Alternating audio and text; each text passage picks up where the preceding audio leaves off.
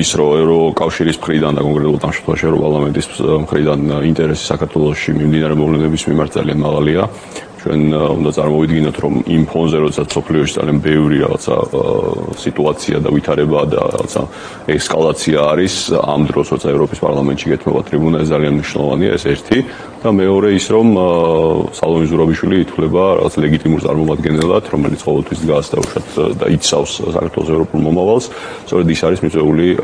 აღნიშნულ ორგანოში ევროპის პარლამენტში და იმის გათვალისწინებით, რომ ეს არის გარკვეულწილად ამ წელს ბოლოს ხდომა, ერთ-ერთი ბოლოს ხდომა ევროპის პარლამენტის ეს ძალიან მნიშვნელოვანია, რომ ეს ჩვენი საქართველოს საკითხი რჩება დღის წესრიგში ევროკავშირის დროს. ძალიან მნიშვნელოვანი იყო გუშინდელი დღე, იმის წინა დღე, როცა გავიგეთ დიპლომატიური პასპორტების შეზღუდვასთან დაკავშირებით, რა სახის სანქციების დაწესების კუთხით რა ეტაპზე ვართ? რამდენად შეიძლება მივიჩნიოთ, რომ ეს არის დასაწყისი და რა ძალა აქვს ამ ყველაფერს? ერთი როგორც განაცხადი დიპლომატიურ პასპორტებთან დაკავშირებით და მეორე რა სახის დისკომფორტი იქნება ეს ოცნების წევრებს? აი ცოტა შორიდან რომ შევხედოთ ამ ყველაფერს, ხო და ცოტა დიდ ფართო სურათში დავინახოთ, ჩვენ დავიცოდეთ, რომ ევროკავშირი გადაწყვეტილებას იღებს როგორც წესი ერთსულოვნად. ანუ რამოდენიმე გამონაკლისი არის საკითხებისა, სადაც ისინი არ მოითხოვებათ მათ ერთსულოვნება. ერთ-ერთი ესეთი არის უბრალოდ უვიზო რეჟიმისთან დაკავშირებით. შესაბამისად, აქედან დაიწყო ევროკავშირმა, მე არ მგონია რომ აქ დაამთავროს, შესაძლებელია რაც უფრო მეტი დრო გავიდეს და თუ როგორც წესი სანქციების მიზანი არის, რომ ერთგვარად ქცევა შეიცვალოს და იმ შემთხვევაში თუ ქცევას არ შეიცვლის ობიექტივის მიმართაც არის მიმართული სანქციები, ბუნებრივია რომ ეს ყველაფერი გაგრძელდება. რა თქმა უნდა, ამას დაჭირდება დრო, რა თქმა უნდა, ამას დაჭირდება რაღაცა ერთგვარად შეთანხმება იმ ორ სახელმწიფოსთან, რომელმაც არ დაუჭირა მხარი ამ გადაწყვეტილებას, ეს არის სლოვაკეთი და უნგრეთი, როგორც ვიცით,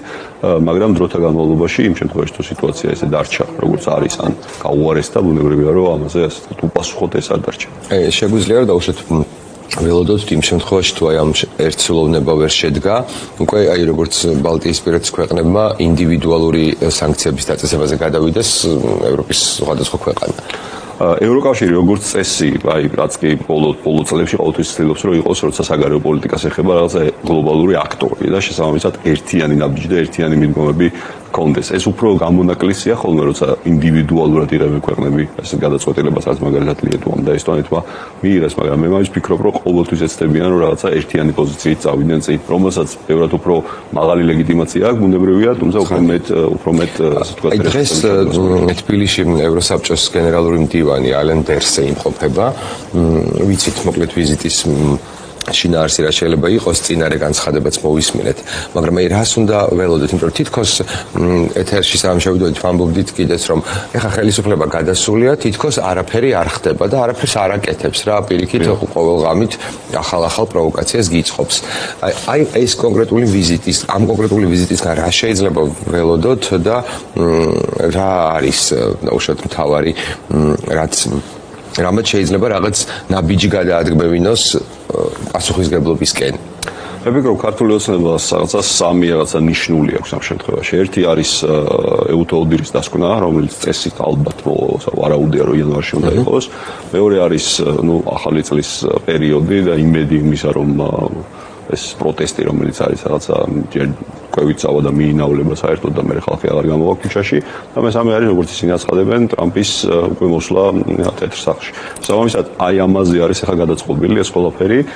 და ამას უყურებს ყურადღებით და მეორე საკითხი, რასაც ჩვენ ვხედავთ, ეს არის გარკვეულწილად იგნორის რეჟიმზე გადასვლა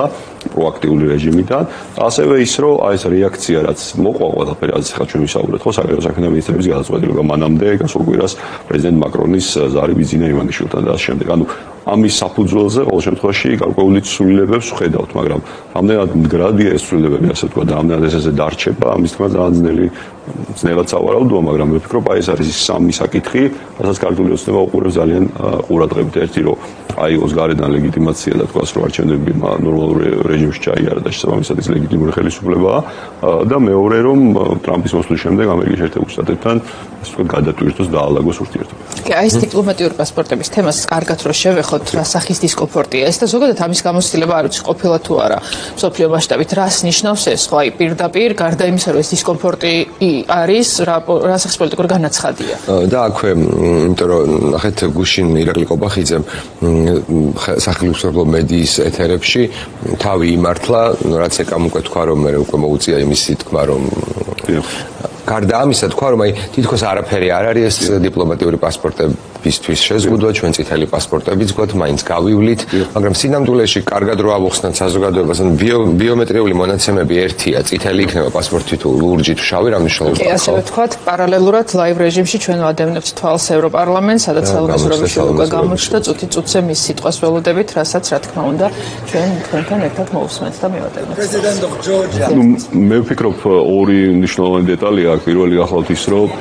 მანამდე ვიცოდი საკითხი რომ შესაძლებელია შეეჩერებინათ ვიზა ყველასთვის ანუ ყველა საქართველოს მოქალაქისთვის ამ გადაწყვეტილებით ერთგვარად გაიმიჯნა ის ხალხი ვისაც აქვს დიპლომატიური პასპორტი ვინც არის ასე ვთქვათ ლიდერშიპი ეგრეთ წოდებული ლიდერშიპი ქვეყნის და მეორე ჩვეულებრივი მოქალაქეები დღეს და როგორც წესი არის ხოლმე დიპლომატიურ პასპორტებს უფრო მეტი ძალა აქვს ვიდრე დაუშვათ ორდინარულ პასპორტებს მაგრამ ეს თუ შევხედავთ სიტუაციაზე ევროკავშირთან მიმართებით დავინახავთ რომ რეალურად ორდინალურ პასპორტებს ანუ ჩვეულებრივ ვისაც აქვს ეს პასპორტი ვინც არც არის ყველაზე გავრცელებული